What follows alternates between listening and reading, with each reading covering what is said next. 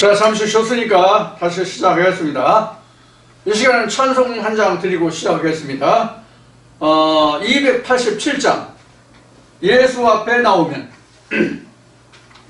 이게 찬송을 좀 하고 싶은데 호흡이 짧다 보니까 찬송이 은혜롭지 못해가지고 부르는 것까지는 좋은데 좀 걱정이 돼요. 여러분들 이해하시고 양해하시고 들어주시기 바랍니다. 찬송 그거 안 들어도 되는데 뭐 자꾸 귀 거슬리게 하느냐 그렇게 생각하지 마시고 들어주시기 바랍니다. 자, 287장 예수 앞에 나오면 통일 찬송가 205장입니다. 자, 시작하겠습니다. 예수 앞에 나오면 죄사함 받으며 주의 품에 안기어 편히 쉬리라. 우리 주만 믿으면 모두 구원 얻으며 영생 복락 면류관 확실히 받겠네. 예수 앞에 나와서 은총을 받으며 마음의 기쁨 넘치어 감사하리라. 우리 주만 믿으면 모두 구원 얻으며 영생 복락 면류관 확실히 받겠네. 예수 앞에 설 때에 흰 옷을 입으며 밝고 빛난 내 집에 길이 사리라. 우리 주만 믿으면 모두 구원 얻으며 영생 복락 면류관 확실히 받겠네. 아멘. 자, 영생 복락 면류관 모두가 받으시기를 축원합니다. 자, 그러면 이제 이 시간 두 번째 시간 이어서 두 번째 시간 사망과 무덤 두 번째 시간 사망과 무덤의 종이 두 번째 시간을 시작하겠습니다. 자, 지금 그 출애굽시와 광야 그 다음에 여리고성을 넘어서부터 이제 여기는 그 가나안 정복이 되겠죠. 그래서 출애굽에서 이게 이제 광야 시대고 여기가 이제 애굽을 포함한 이제 광야 시대고 여기 이제 가나안 정복이란 말이에요. 이렇게 이제 크게 나누면 둘로 나눌 수 있어요.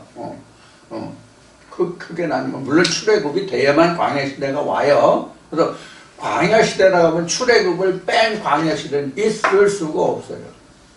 근데 앞 시간에도 말씀을 드렸듯이 이 모든 과정에다 뭐 출애굽도 그렇고 광야 생활도 그렇고 전부 다 하나님이 개입되지 않는 역사가 없잖아요. 다 하나님이 개입돼야 되잖아요. 그러면 지금 우리가 여기서 생각할 때는 이 출애굽부터 가나안 정복까지 이거를 보면 우리가 외적으로 일단 보기는 여기가 제로점이에요. 0점.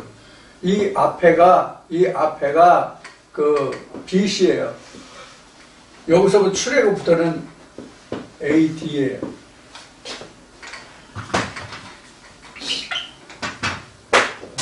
여기서부터는 AD예요. 자, 오늘 동영상을 보시는 시청자 여러분들한테 말씀을 드릴게요. 오늘 동영상은 다른 날의 동영상도 마찬가지지만 오늘 동영상만큼은 특별히 첫 시간부터 들어주세요. 지금 두 번째 시간부터 들으시는 분이 혹여 계시면 첫 시간을 반드시 듣고 두 번째 시간으로 오세요. 그래야 이해가 빠를 테니까. 뭐 다 아신다면야 뭐 관계없지만 오늘 특별히 부탁을 드리는 것은 첫 시간을 먼저 들으시고 두 번째 시간을 들으시라고 부탁드리는 거예요. 항상 그렇지만 특히 오늘 말씀은 첫 시간부터 들으셔야 두 번째 시간이 이해가 쉽게 될 겁니다. 도움이 아니라 이해가 쉽게 될 겁니다. 그래서 출애굽부터 광야 생활까지도 물론 하나님의 간섭과 개입이 있으셨기 때문에 할 수 있는 거예요. 그런데 오늘날 우리가 교계에서 생각하는 이 출애굽과 광야 생활은 이미 지나간 것이라고 생각하거든. 가나안 정복, 즉 천국만 남았다고 생각하거든. 그래서 이미 구약도 다 지나가서 구약도 필요 없고 신약도 뭐 거의 다 지나가서 요한계시록만 남았다. 그리고 다니엘서 일부만 남았다. 이렇게 주장하는 신학자들과 신학과 목회를 하는 그런 그 사람들이 많거든. 그래서 앞 시간에도 말했고 지난주에도 말했듯이 지금은 신약 시대입니다. 구약이 아닙니다. 왜 지금도 11조를 얘기합니까? 이런 분들이 계신데 참 안타까운 일이에요. 지금은 구약 시대가 아니고 신약 시대라는 것을 가르쳐 주셔서 그걸 깨닫게 해서 굉장히 고맙습니다만은 저한테는 좀 그런 생각이 들었어요. 자, 그래서 지금 엄격히 따지면 출애굽부터가 지금 사실 따지면 AD예요. AD라고. 어떤 의미에서 AD라고 하는지 여러분들 이해하시는 분이 있으면 손 들어보세요. 손 드신 분이 있을 텐데 안 보이네. 눈이 나빠가지고. 엄격히 따지면 출애굽부터가 하나님, 이 AD라고 한 것은 하나님의 개입이에요. 하나님의 개입되심을 얘기하는 거예요. 하나님의 개입이 있으면 이렇게 얘기하는 게 낫겠다. 하나님의 개입이 없으면 출애굽 역사가 일어나요, 안 일어나요? 안 일어나는 게 아니라 일어날 수가 없는 거야. 하나님의 개입이 없으면 출애굽이 있을 수가 없다고. 그래서 이 사망과 무덤인데 이것을 이제 다시 얘기하면 부활이잖아. 왜 부활이에요? 죽었기 때문에. 이건 지금 사망과 무덤은 죽음을 얘기하는 거잖아. 이게 없으면 부활이라는 말을 할 필요가 없는 거잖아. 살아있기 때문에. 그러면 우리가 무덤과 사망은 곧 뭐냐면 부활의 전제 조건이야. 전제 조건이야. 부활은 사실 성경에서 말하는 부활은 결과고 사망과 무덤은 원인이야. 원인이라고. 원인이 없는 문제가 없고 문제 없는 답이 없는 거잖아요. 그래서 사망이나 무덤이라는 것은 원인이고 부활은 결과야.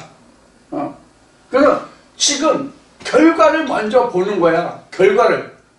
왜 결과를 보냐면 결과를 알면 원인을 알게 되잖아. 결과를 알려면 원인을 알아야 결과가 나오는 거잖아. 그래서 부활이라는 단어가 구약에는 단 한마디도 부활이라는 얘기가 없어. 신약에 와서만 부활이라는 단어가 와. 신약에 와서만. 이것도 여러분들이 염두에 둘 사항이에요. BC에서는 부활이 없다고. AD에 와서만 부활이 있어. 그래서 BC는 구약이고 AD는 신약이라고. 신약에 와서만 부활이 있는 거야. 그러면 구약이라는 것은 즉 뭐냐면 무덤이요 사망이에요. 이건 무슨 얘기인지 이해하시겠어요? 그래서 로마서 2장에는 율법으로는 의롭다함을 입을 육체가 없다. 의롭다함으로 사망의 일자가 생명의 일자가 없다는 얘기란 말이에요. 그런 의미에요. 그래서 율법 아래 있는 자들은 다 저주에 빠진 자라고 한 거야, 성경은. 자, 그러면 오늘날 우리가 빛이라고 하는 의미, 무덤이라고 하는 의미, 사망이라는 의미가 뭐냐면 사람의 가르침에 있다는 얘기예요. 사람의 가르침. 그럼 성경에서 말하는 사람의 가르침이 뭐냐면 신학이에요. 사람의 가르침이 신학이라고. 그럼 왜 사람의 가르침이 신학이냐면 예수가 말할 때 사람의 가르침, 또 구약에서 사람의 가르침이라는 하나님의 신을 받지 않은 자들의 가르침을 얘기하는 거거든요. 신약에 와서도 예수의 가르침과 바리새인들의 가르침과 그 사두개인들의 가르침이 있었잖아요.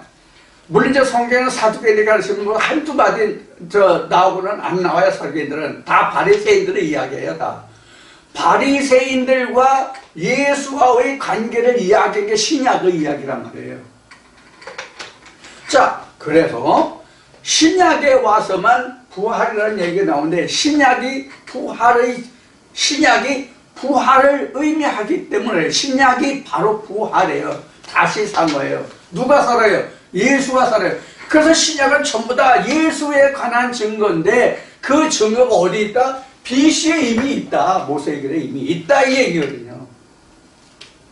그럼 왜 하나님이 왜 AD 신약을 바로 안 주고 구약을 줬느냐? 청지기 아래에 두어야 된다. 어렸을 때는 청지기 아래에 들어가야 되기 때문에 그렇다는 거예요. 이게 성경을 원천으로 따져 들어가면 뭐냐면 선악과를 먹어야만 생명과를 먹을 수 있다는 얘기예요. 선악과를 먹지 못하면 생명나무가 있는데 생명나무 열매를 먹어야 우리가 영생에 이르네, 이것을 알 수 없다는 얘기예요.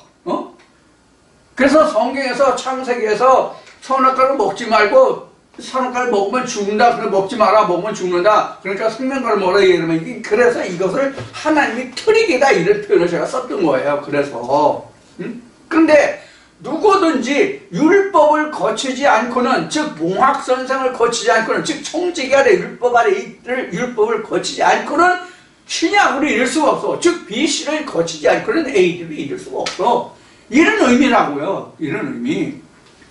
자, 그래서 지금 여기 무덤, 사망이다 죽음이다는 것은 바로 어디까지가 무덤이냐면 요단을 건너서, 우리는 요단강 건너가 하나님 하나님 찬송도 있지만 요단을 건너는 게 문제가 아니라 진짜 하나님의 핵심에 들어가려면 여리고성까지를 함락시켜야 가나안 본토, 에덴의 본토에 들어간다고.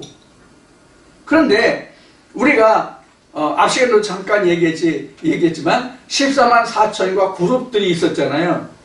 14만 4천과 그룹들이 어디까지가 14만 4천과 그룹들이 역사하냐면 여리고성까지가 14만 4천과 그룹들이 역사한다고.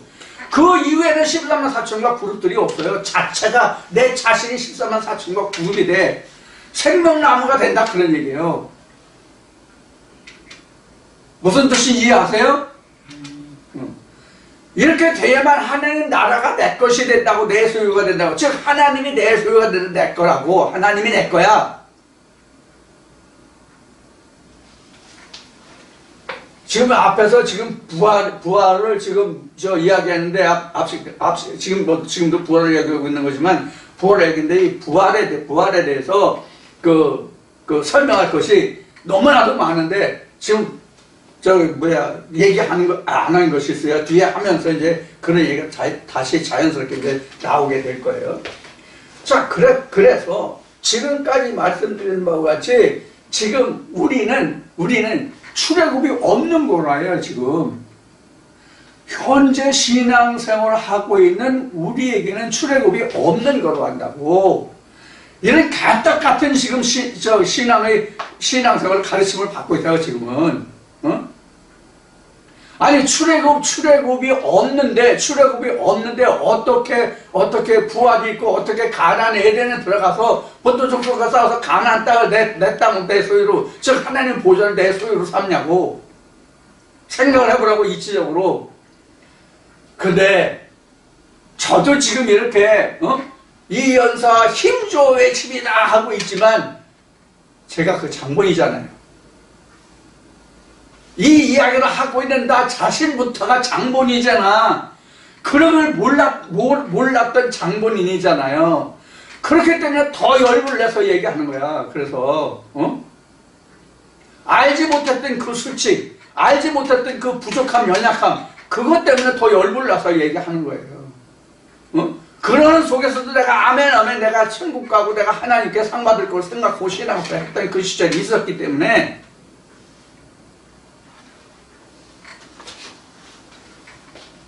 나는 지금 BC 속에 있는데 나는 AD에 있다고 생각했기 때문에 내가 이미 애굽을 출발하지도 못하고 애굽 속에서 지금 허덕이고 있는데 하나님 음성을 한 번도 들어본 적이 없는데 나는 지금 가나안 땅에 있다고 생각하고 신앙생활을 하던 때가 있었기 때문에 그게 지금도 눈물 나게 마음 아픈 거야. 그래서 말씀드리는 거예요. 자, 그래서 지금 잠깐만요. 자, 이제 이와 같이 우리가 지금 이 시대에는 이미 출애굽이 뭐 5세대 이랬으니까 최소한도 지금 4,000년 이상 됐단 말이에요. 그러면 지금 오늘날은 출애굽이 없는 거로 생각한단 말이에요. 그래서 전에 말씀을 드렸듯이 조금 전에도 앞 시간에 그 AD와 BC 지금도 얘기했지만 이거를 얘기했지만 지금 우리가 누구든지 그 세상의 역사 속에서는 지금 다 AD의 시대를 살고 있잖아요. 근데 믿음 안에서는 아직도 BC에 속하지 않은 사람들도 있는가 하면 BC 속에 사는 사람들도 있고 AD에 온 사람들도 있어. 근데 세상적으로는 모두가 다 AD에 살고 있잖아요. 근데 우리가 성경을 놓고 보면 아직 BC에 이르지 못한 사람들이 제일 많고 BC에 이르지 못한 사람들이 가장 많고 BC에 있는 사람들이 그 다음 많고 AD에 있는 사람은 지극히 적다. 이게 성경으로 말하면 구원의 수가 지극히 적다는 말과 같다. 그럼 BC는 뭐냐면 구약이 있다는 얘기잖아요. 주전이 구약이잖아요. 그럼 이게 사람의 가르침의 시대거든. 성경적으로 얘기하면. 그러면 사람의 가르침도 받지 못하는 세상의 가르침 속에 하나님이라는 얘기를 전혀 알지 못하고 사는 사람들이 가장 많다는 얘기란 말이에요. BC 이전 사람이 가장 많다는 얘기는. 그런데 지금 이런 얘기를 하는 사람들이 있냐고, 이렇게 구분할 수 있는 사람들이 있냐고. 성경으로 이것을 보지 않으면 사람들이 어떤 부류가 있는지 어떻게 구분 지어야 되는지를 아는 사람이, 즉 알 수 있는 방법이 없다고. 전혀 하나님의 성령으로 보았을 때만 아직 구전에 이르지 못하는 사람들도 있고 구전에 이르는 사람들도 있고 하나님의 가르침에 있는 사람들도 있고 이렇게 구분이 된단 말이에요. 지금 어느 시대인데 유전 율법을 따지고 구약을 따지고 하냐고? 이렇게 반문할지 모르겠지만 성경을 보면 전혀 그렇지 않다고. 오늘도 분명히 말하지만 신학의 가르침에 있는 사람들은 출애굽이 안 돼요. 이거 다 유전율법이야.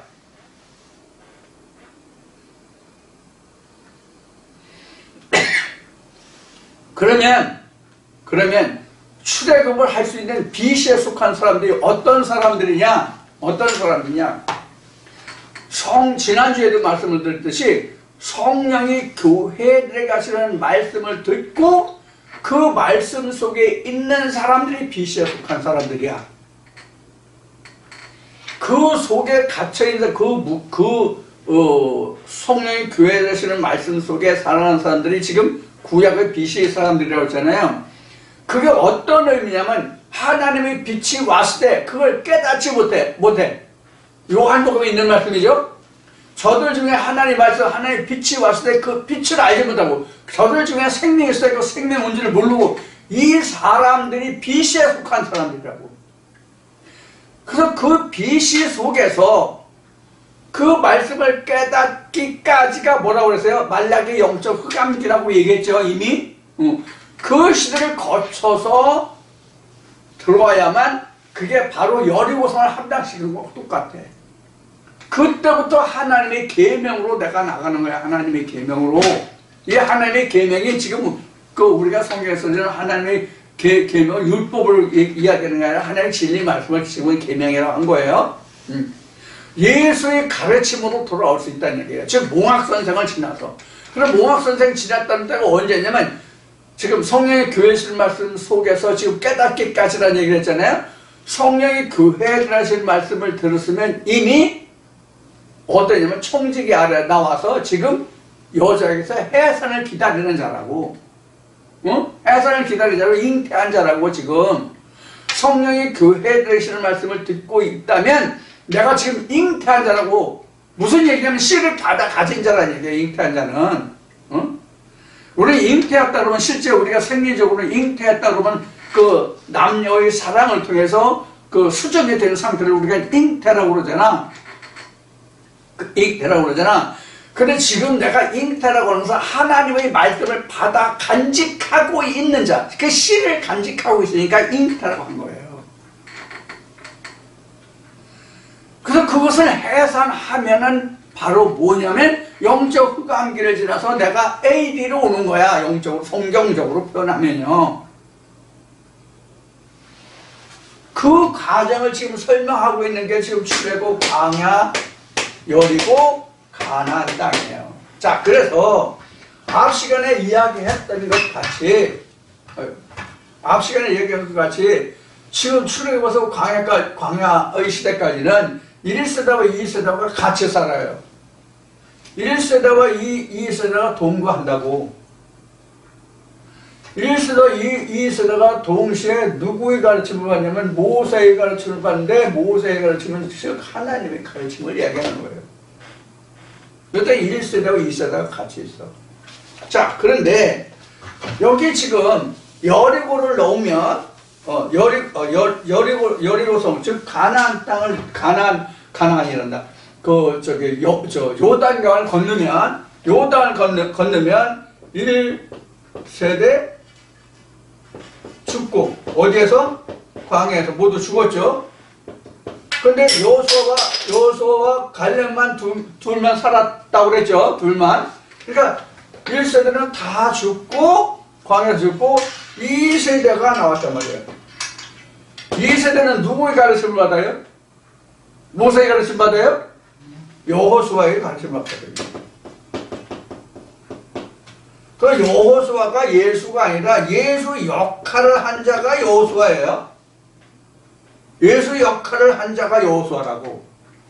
그래서 현재도 우리가 요단강을 건너서 여리고성이 함락되고 가나안 본토에 들어가려면 예수의 가르침을 받아야 돼요. 예수 아래. 여기부터 그래서 앞 시간에 이야기했던 것 같이, 그래서 여리고성을 지나야만 지금은 AD다. 이렇게 놓은 거예요. 그래서 이런 그래서 이 설명을 하는 거예요.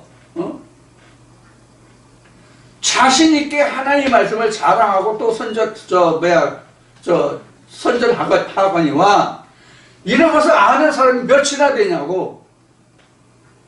하나님의 역사가 이렇게 이루어지는 걸 아는 자가 몇이냐고. 자신이 있으면 어느 목사든지 나와서, 신학자든지 어느 신학자든 어느 목사든지 자신이 있으면 나와서 얘기 좀 해보자고. 부활이 뭐고 무덤이 뭔지를, 그리고 하나님의 역사가 어떻게 역사되는지를 우리가 한번 성경의 기록대로 4개 나와서 한번 변론하자고. 하나님 말씀하시는 말씀 앞에 우리가 변론을 한번 해보자고. 그래서 1세대는 죽고, 광야에서 모두 죽고, 2세대가 지금 가나안 땅에 들어가잖아요. 2세대가 가나안에 들어가잖아요. 2세대가 가나안 땅에 들어가잖아요. 자, 그러면 이때는, 즉 출애굽 때에는 1세대, 부모의 세대는 죽고 자식 세대가 광야 생활을 마치고 2세대가 가나안에 들어갔다. 이렇게 얘기할 수 있잖아요. 그럼 오늘날은 1세대와 2세대가 뭐냐? 그럼 오늘날 그것도 현재 영어로 얘기하면 리전드리예요.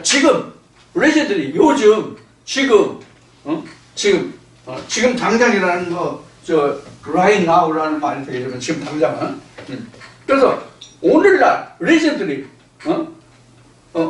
오늘날은 그럼 어떻게 그럼 이 1세대와 2세대를 우리가 설명할 수 있냐면, 첫째, 1세대는 율법이 1세대예요. 그럼 2세대는 진리예요. 이게 이제 말씀을 놓고 봤을 때 이래요. 그 다음에 말씀을 놓고 볼 때는 1세대와 2세대가 이래요. 그럼 각절을 놓고 볼 때는 나가 1세대예요. 나가. 그 다음에 1세대. 그 다음에 말씀 이게 진리예요. 진 이게 2세대예요. 그래서 나라는 육체가 죽고 2세대 말씀만이 사는 게 이게 2세대라고 이게. 그래서 이게 예수가 되는 거야. 그래서 예수가 나를 이끌어간다고. 내가 나를 이끌어가는 게 아니라 진리의 말씀이 나를 이끌어간다고. 그래서 진리가 너를 구원하고 진리가 너를 자유케 한다는 거야. 육체에 의해서 벗어날 수 있거든. 이런 걸 알고 우리가 목회하고 이런 걸 알고 말씀 받냐고 우리가.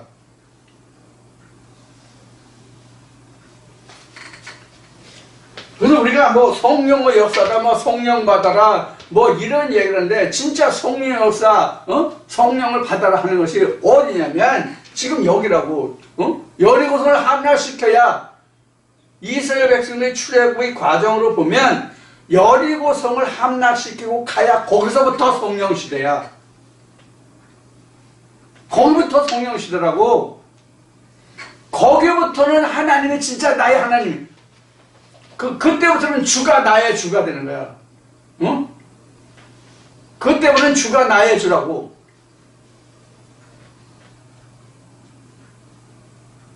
그렇다면 누구 나의 하나님이야, 그렇게 되면. 그렇지 않으면, 그렇게 되면 아니라, 그렇게 되지 않으면 나만의 주가 아니라 모두의 하나님이야. 그러나 모두의 하나님과 나의 하나님은 다르다고.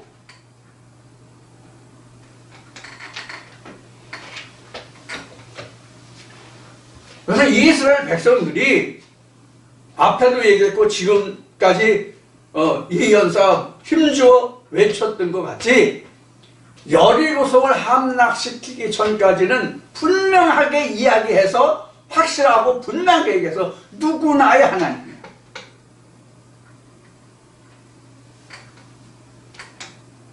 여리고성을 함락시킨 다음부터가 나만의 하나님이야. 이게 그래서 앞에서도 얘기했듯이, 앞 시간에도 얘기했듯이, 첫 해에서는 스스로 난 것을 먹고, 두 번째에서도 거기서 난 것을 먹고, 세 번째는 자기가 심고 가꾼 것을 거둬서 먹는다고 돼 있죠? 이게 가나안이라고. 스스로 가꿔서 먹는 거. 그래서 나만의 하나님이야. 똑같이, 자, 농사 짓는 예를 들어서 설명할게요. 똑같이 농사를 지어. 시골에서 가장 그 힘들고 어려운 그 땅에서 나는 것 중에 많은 어려운 그 농사를 짓고 있지만, 어렸을 때는 부모 농사 짓 때는 몰라서 그냥 심으면 먹는 거라서 곡식을 노동식을. 근데 제가 뒤늦게 나이 들어가지고 70이 나이 70이 돼가지고 내려와서 땅덩이 몇 평 있는 거 그걸 하려고 보니까 여기까지 힘든 게 아니야. 가장 실패한 걸 먼저 이야기하고 싶어서 고추를 이야기한 거예요. 어렸을 때 부모님이 농사 짓던 그때를 생각하고, 고추 심으면 그냥 따서 먹는 걸로 생각하고 고추를 심었어. 그때 당시 내 생각에는 고추 좀 넉넉히 심어서 형제들이 있으니까, 형제들이 몇 있으니까 형제들하고 나눠 먹으면 되겠다 이래서 고추를 좀 심었어. 근데 천물도 못 따서, 천물도 제대로 못 따고 탄저병이라는 것에 걸려가지고 그냥 싹 망해버렸어.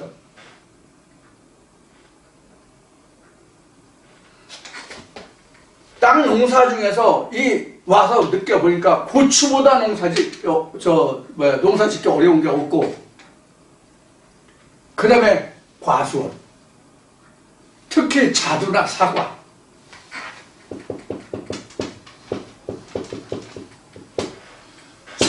이거 일주일이 멀다 하고 소독하지 않으면 사고 먹을 수가 없어.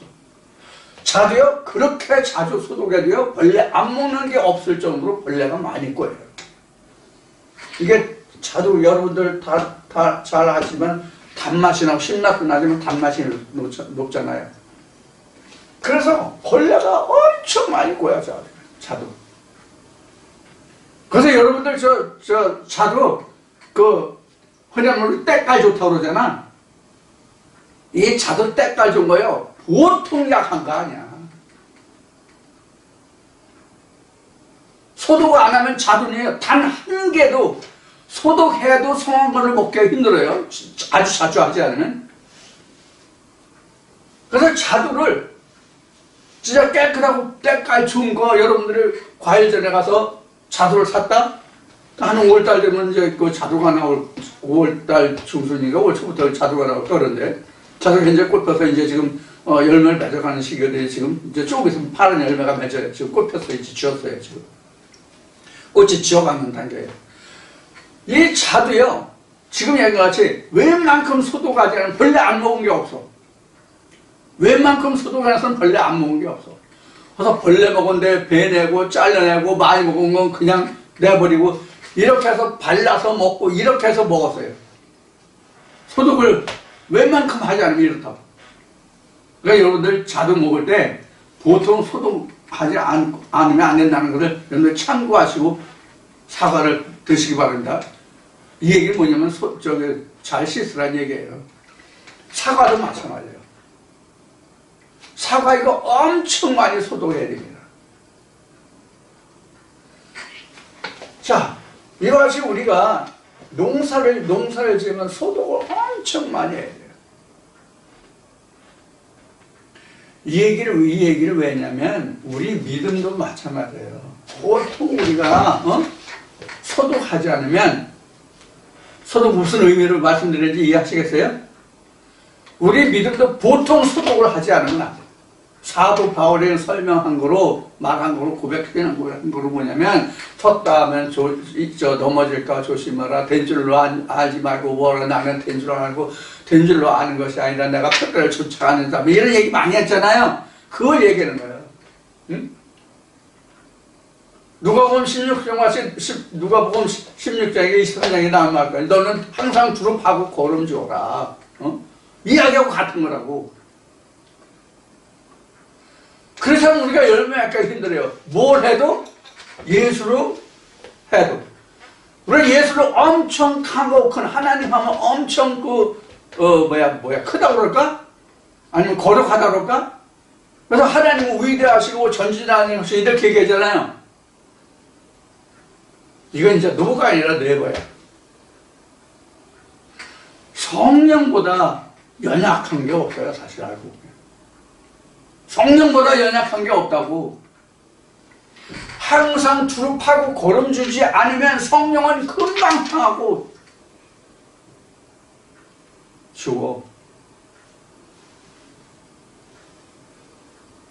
오죽하면 사도 바울 같은 이도 섰다면 넘어질까 조심하라고 말했을까?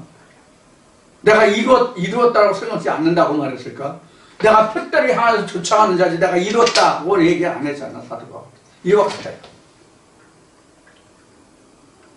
정말로 우리가 열매로 얘기한다면 생명으로 나왔으니까 생명과처럼 연약한 열매가 없어요. 자, 그래서 이제 1세대와 2세대를 설명하다 보니까 여기까지 왔는데, 자, 그래서 1세대가 죽었다는 것은 내가 십자가에 죽고 그가 산 거를 얘기하는 거예요. 그래야만 내가란다. 예수 그리스도가 믿음이 내 생각, 내 의지로 끌려가고 내 의지대로 믿음을 이루어가는 것이 아니라 성령의 인도함을 쫓아가게 되는 거예요. 그 다음부터는 하나님 말씀하면 내가 아니라 하나님 말씀이 나를 이끌어가게 된다고. 그래야만 말씀 모두가 다 정리가 돼.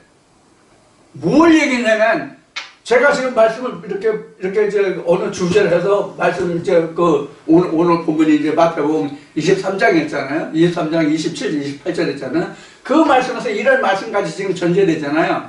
맞잖아요. 그 그럼 이게 뭐에서 나와요? 본문 말씀 이거 풀어서 나온 거예요? 아니거든. 성경 전체가 다 풀어지는 말씀이 나오잖아요. 이게 말씀이 나를 인도해 간다는 얘기예요. 나를 주장한다는 얘기예요. 내가 이 말씀에서 읽고 이 말씀에서 읽고 같이 이사야 선지자를 통해서 하나님이 말씀하신 같이 이 말씀에서 조금 저 말씀에서 조금 세상의 가르침 조금 뭐 조금 해서 이렇다라고 하는 게 아니잖아요. 그게 바로 하나님이 나를 인도하심이란 말이에요. 그렇지 않고 하나님이 인도하심이 아니고서는 지금 얘기같이 이사야 선지자를 통해 말씀하신 같이 이사야 28장에 나오죠. 여기서도 조금 저기서도 조금 너가 남 산에서 나무를 베가지고 그를 불을 떼서 내 몸을 따뜻하게 하고 뭐를 먹게. 그러나 그 손에 쥔 것이 진짜 너 가진 것이 뭔지는 확인하지 않는다는 말씀이 나오잖아요. 그런 결과라고. 그런 결과. 그럼 우리는 항상 돌다리를 건너고 있다고 생각하시면 돼요. 돌다리를 건너고 있다고 하는 얘기는 무엇을 표현하냐면 지금 여기서도 나왔지만 이스라엘 백성이 출애굽해서 맨 먼저 거친 게 뭐예요? 홍해죠. 홍해를 건널 때 하나님의 인도하심이죠. 강을 건넜잖아요. 물을 건넜잖아요. 그럼 물을 건너간 게 뭐예요? 하나님 말씀이라고 하죠. 하나님이라고 할 때는 그게 곧 뭐냐면 섬돌이 된다고. 섬돌. 물을 건너가는 섬돌이 하나님 말씀이거든. 그 돌다리를 얘기하는 거예요, 지금. 진짜 우리 뭐 시대가에 옛날에 썼던 뭐 돌다리, 저 충북 음성 어디에 놓여있는 돌다리를 얘기하는 게 아니라고.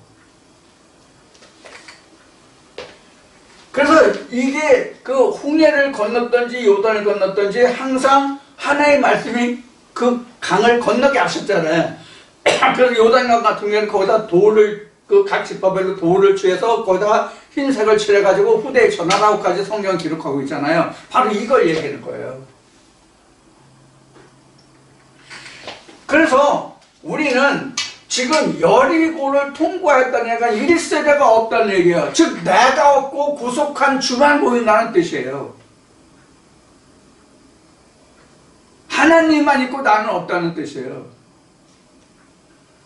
이걸 푸시케 피우니마로 얘기하면 또 우리가 소울이라는 말을 쓰는데 이 소울과 이제 스피릿으로 얘기하면 소울 속에 스피릿을 담았는데 이 소울은 없고 스피릿이 소울을 주장한다는 얘기예요. 그래서 소울이 스피릿화 됐다는 얘기거든. 1세대가 죽었다는 얘기는 내가 없다는 얘기거든. 그래서 지금도 얘기하지만 찬송가에 오로지 구속한 주만 보이더라는 찬송이 있잖아요. 그 찬송의 의미가 지금 얘기한 이런 뜻이라고. 여리고성을 건넜을 때만, 여리고성을 건넌 게 아니라 여리고성을 돌파했을 때만 구속한 주만 보인다는 찬송이 해당하는 거야. 그 전에는 구속한 주만 보이는 게 아니야. 오만 가지 다 있어.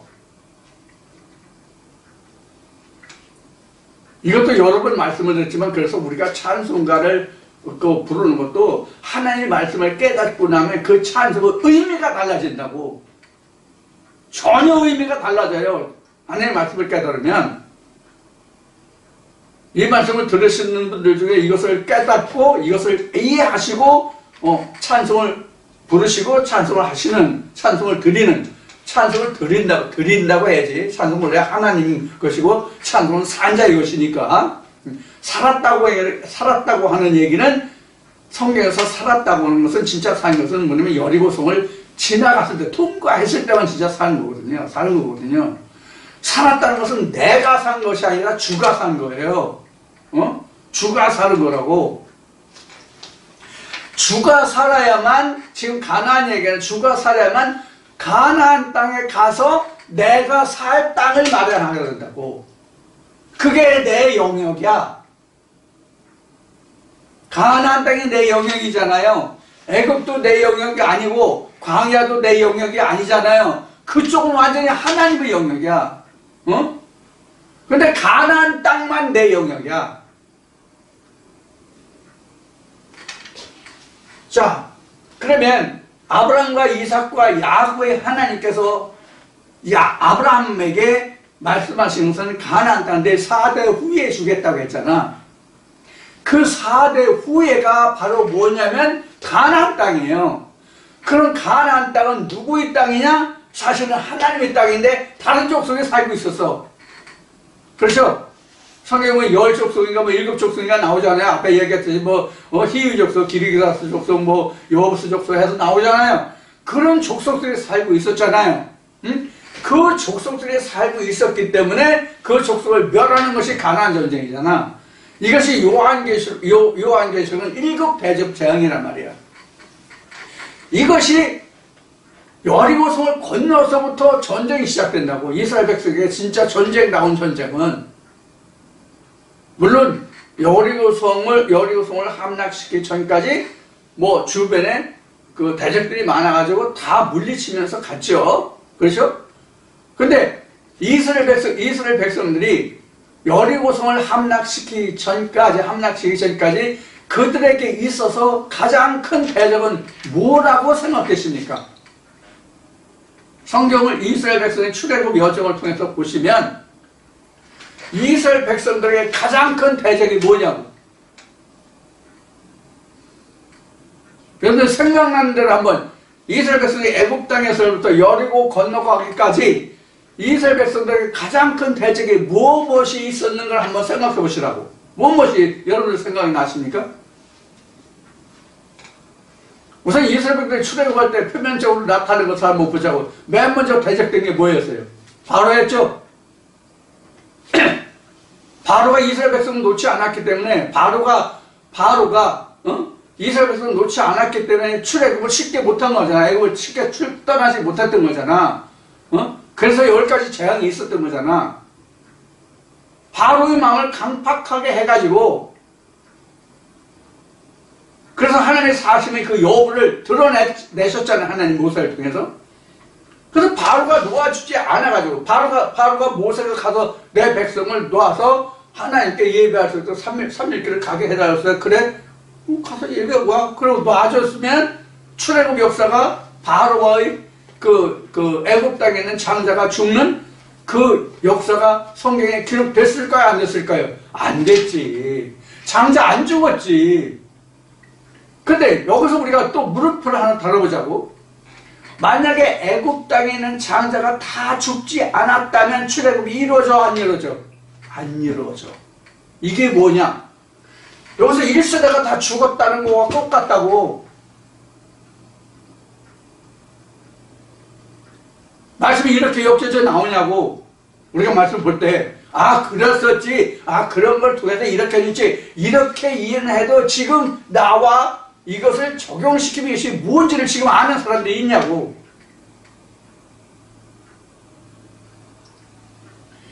그래서 지금 이스라엘 백성들 지금 애굽의 모든 장자가 다 죽어야만, 지금 내가 이 말씀을 듣는 것이 이게 하나님의 생명의 말씀이면 그거 다 죽여고 그거 다 소멸돼야만 내가 출애굽이 일어날 수 있다는 얘기란 말이에요. 지금은 그게 애굽의 장자는 다 죽었다는 뜻이에요. 이게 1차로는 나의 1세대가 죽었다는 얘기란 말이야. 실제로 이스라엘 백성들이 보여주는 건 광야에서 1세대가 다 죽었지만 앞에 순간적으로 동시다발적으로 이루어진다는 말씀을 했죠? 지금은 이렇게 이루어져요. 순간에 이렇게 다 가는 거야. 순간에. 한 말씀, 성령이 교회에 들으시는 말씀을 놓고 봤을 때는 그 한 말씀이 깨달으면 순간에 가나안 땅까지 들어가서 본토 전쟁을 하게 되는 그런 과정이 된다는 얘기를 하는 거예요. 동시다발적으로 순간에 이루어진다는 얘기는. 그래서 애굽의 그 장자들이 다 죽고 이스라엘 백성들만 유월절에 죽지 않고 그 유월절을 지났잖아요. 이게 바로 지금 설명한 출애굽의 역사의 시작인데, 이것을 지난주에 우리가 말씀을 나눈 거로 보면 그 요한복음 5장에서 말씀 24절에서 28절까지만 봤나? 그런데 그 말씀 속에서 무덤에 있는 자리 그 음성을 들을 때가 온다. 듣는 자는 의의 부활로, 듣지 못하는 자는 악의 부활로, 이런 말씀 나왔잖아요. 그래서 1세대가 그 애굽의 장자의 가 죽고 그들이 나왔다고 그 성경에 기록하고 있는데, 우리로 보면 내가 지금까지 신앙생활 하면서 듣던 그 말씀들이 다, 이건 사망해야 된다, 죽어야 된다, 이게 없어야 되는구나 하는 것을 알 때만 내가 1차로 내가 애굽에서 신학을 가르치면서 사람을 가르치면서 출발할 수 있다는 얘기예요. 이게 출애굽이에요. 그러니까 오늘날은 출애굽이라는 게 뭐냐면 신학의 가르침에서 벗어나는 것이, 사람의 가르침과 교훈에서 벗어나는 것이 출애굽이에요. 그러니까 교회가 다 무덤이라고. 교회가 무덤이라고. 즉 씨 없는 씨를 줬기 때문에 내가 내 안에서, 각자 안에서 예수가 살아나지 못했단 말이에요. 그래서 무덤이라고 얘기하는 거예요. 그래서 무덤이 누구의 무덤이라고요? 예수의 무덤이라고 그런 얘기예요. 그런데 오늘 말씀을 끝내면 다음 주에는 그래서 여러분들과 함께 부활의 순서를 부활의 순서를 이제 공부할 건데, 바로 지금 이야기한 이런 과정을 이야기하는 거예요. 부활의 순서가.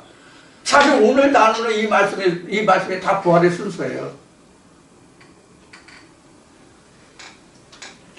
예수가 살아나지 않으면 부활이라는 것이 없단 말이에요. 나의 부활을 얘기하는 게 아니야. 예수의 부활을 얘기하는 거야. 그럼 예수가 왜 부활해야 된다고 얘기하는지를 지금 설명하는 거예요.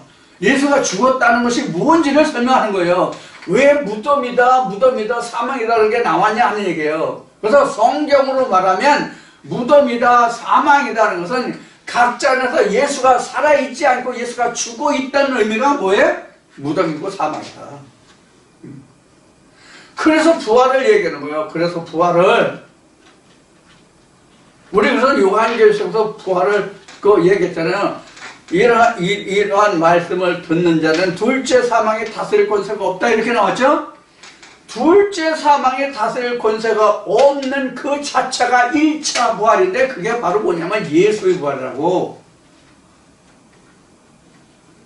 2000년 전 유대 땅에서 죽었다가 십자가에서 죽었다가 3일 만에 부활했던, 2000년 전 그 육체로 왔던 요셉과 마리아의 몸을 통해서 났던 그 예수가 죽고 십자가에서 죽고 무덤에 가고 부활했던 그 2000년 전 유대 땅의 예수의 부활을 얘기하는 게 아니라, 지금 각자의 마음에서 살아나지 못하고 각자의 마음의 무덤에서 살아나지 못하는 그 예수의 무덤에서 예수를 살리자가 부활이라 그런 얘기예요.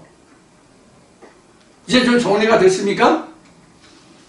자, 그래서 지금까지 각설하고 지금까지 지금 2시간 동안 여러분들과 함께 나눈 말씀의 개요가 지금 방금 말씀드린 거예요. 그 사망과 무덤은, 사망은 예수가 사망한 것이요, 즉 내게 예수가 살아있지 않다는 얘기요. 무덤은 자신이 예수의 무덤이 됐다는 얘기예요. 왜 그럼 각자를 예수의 무덤이고 예수가 죽었다고 해는, 우리를 하나님의 흙이라고 얘기했잖아. 땅이라고 얘기했잖아. 그 흙이요 땅이요 아래라고 얘기한 이 우리 마음에 예수가 살아있지 못한 거란 말이에요. 이게 예수의 죽음이고 무덤이에요. 그게 사망이고 무덤이란 말이에요. 그러니까 각자의 상태가 사망과 무덤이에요. 뭐 하면? 예수가 부활하지 않으면. 우리가 이러한 상태에서 우리가 예수의 그 무덤과 사망과 무덤이 됐던 각자의 나의 마음에서 예수가 성령의 교회는, 요한복음 말씀을 이제 지금 방금도 얘기했지만 요한복음 5장에 나와 있는 말씀같이 그 무덤에 있는 자들이 그 음성을 들을 때가 오는데 그 음성을 듣는 자는 살아나리라. 그래서 그 음성을 듣고 행하는 자는 의의 부활로, 그렇지 않은 자는 악의 부활로, 이런 말씀이 지금 몇 번 얘기했죠. 지금도요. 그와 같은 것을 말하는 거예요. 그래서 무덤이라고 하는 것은, 사망이라는 것은 2000년 전 유대 땅에 예수가 와서 그가 사망했고 그가 무덤에 들어갔던 의미를 얘기하는 게 아니라, 먼저 우리가 이것부터 알아야 된단 말이에요. 응? 그래야 부활의 본질을 알게 된다고. 이것을 알아야만. 2000년 예수가 유다 땅에서 부활한 거, 그것을 아무리 찬송하고 찬양하면 뭐래? 물론 그것도 찬송하고 찬양해야 될 일이 아니라는 의미는 아니에요. 그러면 어떤 부활이 진짜 각자에게 있어야 되느냐 하는 것을 얘기하는 거예요. 내 안에 예수가 죽어있는 그 예수를 부활해야만, 그 예수가 부활해야만 내가 산 자가 되고 내가 무덤이 아니라 하나님의 성전이 되는 거잖아. 가나안 땅이 되는 거잖아. 에덴이 되는 거잖아요. 무엇이 더 크고 중요하냐 그런 얘기예요. 응? 옛날에 시주하고 창하던 어떤 박땡땡 명인이 있었는데 그 양반이 무엇이 중요한디? 이렇게 이제 물어본 대사가 생각이 나는데 무엇이 중요하냐고. 우리가 신앙생활 하면서 하나님의 성을 부르고 예수의 성을 부르는 자에게 가장 중요한 것이 뭐냐고. 죽은 예수를 부활시키는 거라고.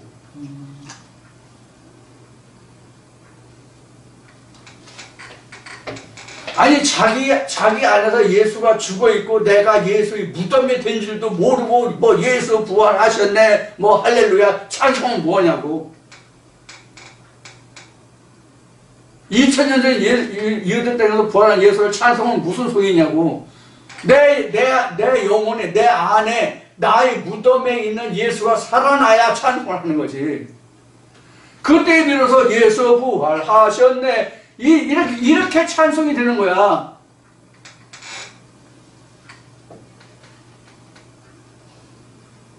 그래서 지금 그 복음서에 나와 있는 말씀이 어떻게 나오냐면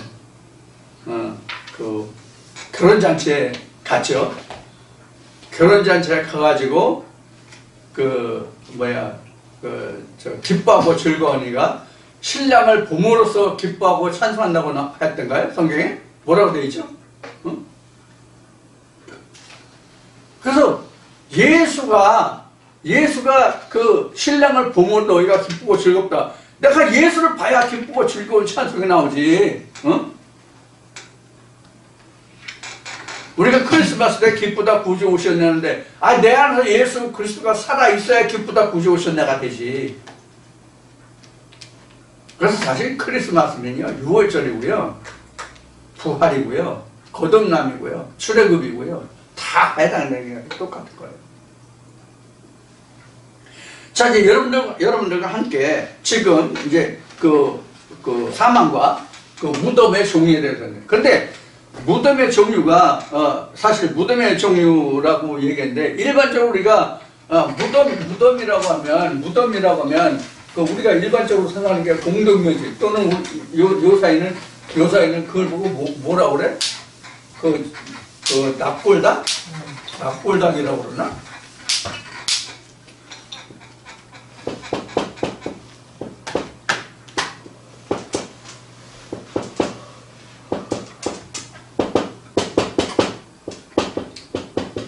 납골당이라고 그러나?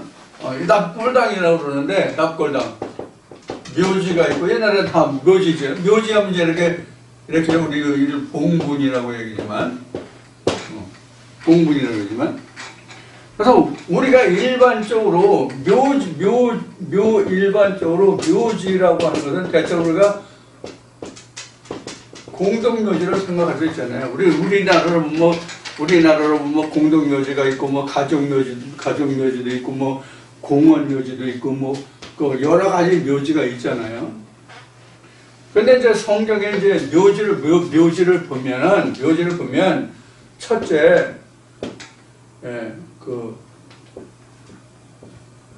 그레이브라는 표시로 그레이브라는 단어로 표현된 무덤이 있어요. 이게 이제 일반적으로는 일반적으로 이게 무덤이에요. 무덤 또는 분묘 뭐 이렇게 쓰는 말이에요.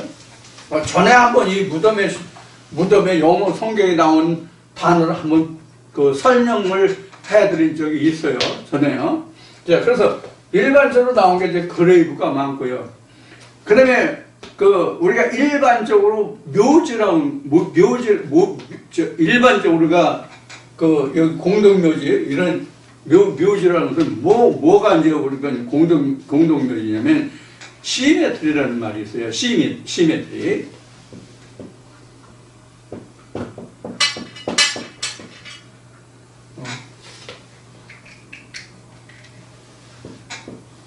시메트리. 이게 일반적으로 공동묘지예요.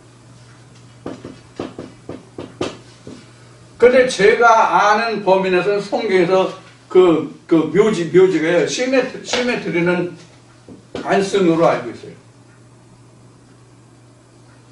그럼 성경적으로 지금 나온 게 이제 무덤 이런 그레이브라는 말이 있고, 그 다음에 시메트리라는 영어 단어에 시메트리 공동묘지.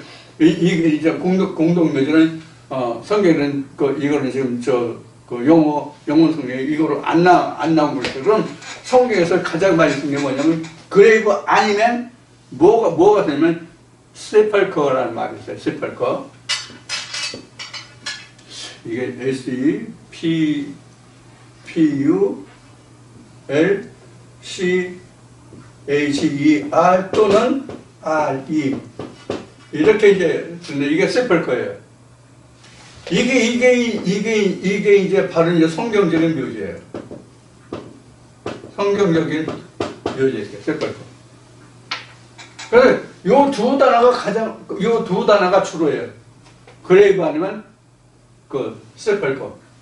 시메트리는 제가 본 기억이 없어요. 이런 게 있고 일반적으로 또 이제 뭐냐면 TOMB, 텀. 이거는 그냥 무덤은 맞는데 일반적으로 텀이라는 것은 그 봉분 있잖아요. 봉분. 이렇게. 이걸 이제 봉분이라고 하잖아요. 이런 묘지를 텀이라고 그래요. 텀. 이런 묘지를 봉분이에요. 근데 왜, 이 텀이라는 것은 왜 나왔냐면 성경에 평토장 나오죠. 오늘 무슨 평토장 나왔나? 오늘 여기 안 나왔구나. 평토장이라 나온 말이 나오죠.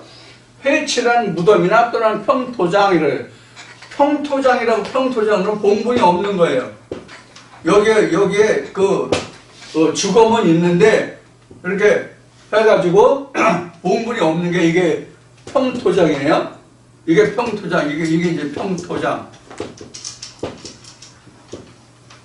또는 회칠한 무덤 나오잖아요. 회칠한 무덤. 이것이 이제 같은 얘기예요. 이게 회칠한 무덤이나 평토장한 무덤 같아서 사람들이 거기에 시체가 있는지를 모른다, 주검이 있는지를 모른다, 이렇게 되죠.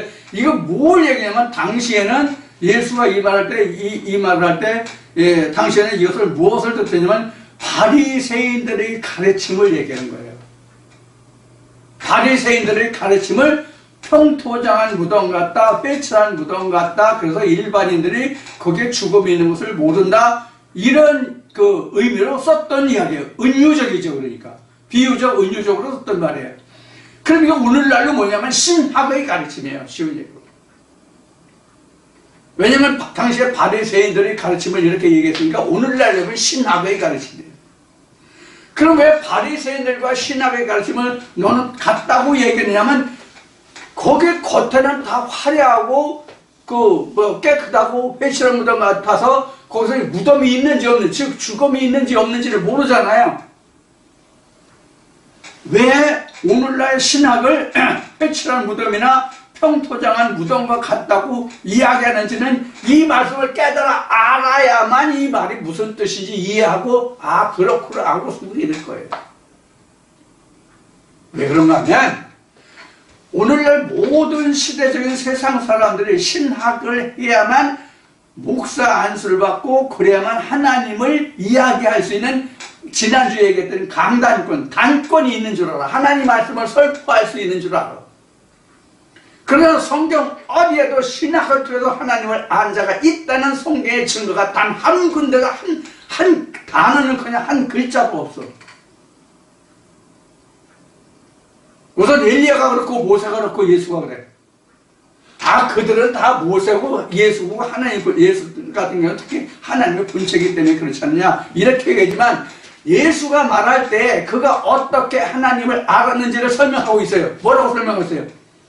하나님이 말씀으로 거룩하게 하사 세상을 보냈다고 그러죠. 그러니까 예수가 뭐예요? 말씀으로 거룩하게 함을 받았다는 뜻이거든. 예수가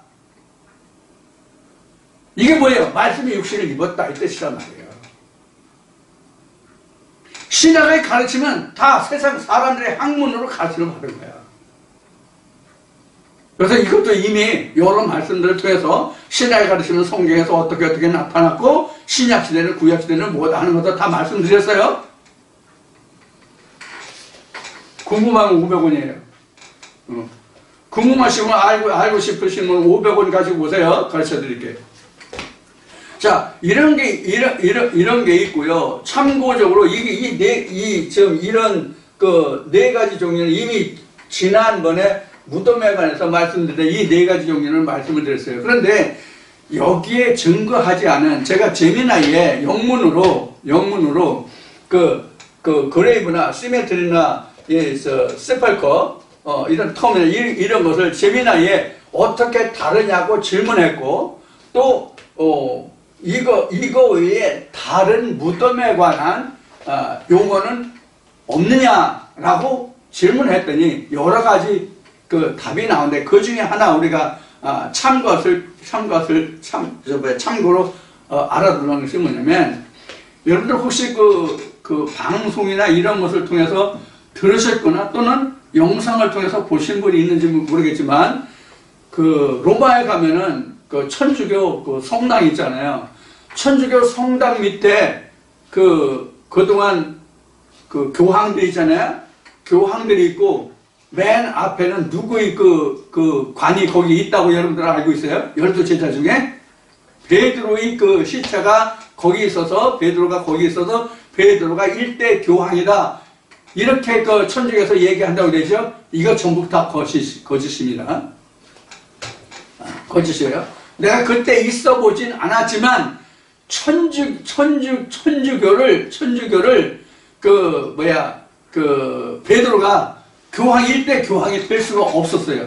왜 그러냐면 천주교는 당시에 바리새인들의 후예가 천주교라고 지금 말할 수 있는 부분이거든요. 바리새인들과 대적한 것이 누구냐면 예수와 예수의 제자들이잖아요. 그런데 어떻게 바리새인들이 가르침이 했던 거기가 어떻게 베드로가 교황이 될 수 있냐고. 제가 보는 것은 그래요. 그래서 이러한 무덤들이 있는데 천주교 로마 성당에 그동안 교황들이나 베드로가 있고 없고를 떠나서 교황들의 시체가 지하실에 밀랍되어 있다고 그러나? 밀랍되어 있다고 해야 되나? 그런 것도 있잖아요. 그런 공간이, 묘가 뭐냐면, 크립트라는 단어가 있어요. CRYPT.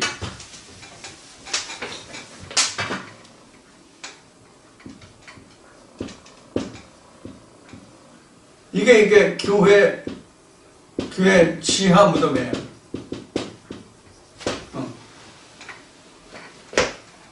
이거 제미나이가 가르쳐서 저도 이제 이걸 알았어요. 제가 알고 있는 일반적으로 무덤이라는 단어 요 정도만 알고 있었거든요. 그래서 지난번 무덤할 때는 요 네 종류를 얘기했었는데 이번에 제미나이에 물어봤더니 이런 단어들이 나오더라고요. 그래서 무덤으로 사용하는 교회 지하실이 있는 그런 것을 이렇게 얘기해요. 그 다음에 우리의 나라에만 특별하게 있는 능이라는 게 있어요. 능은 일반 무덤보다 봉분이 엄청 크잖아요. 대형 봉분이 있는 그런 능인데 이런 능인데 이거는 모슬레미아라고 또 있어요.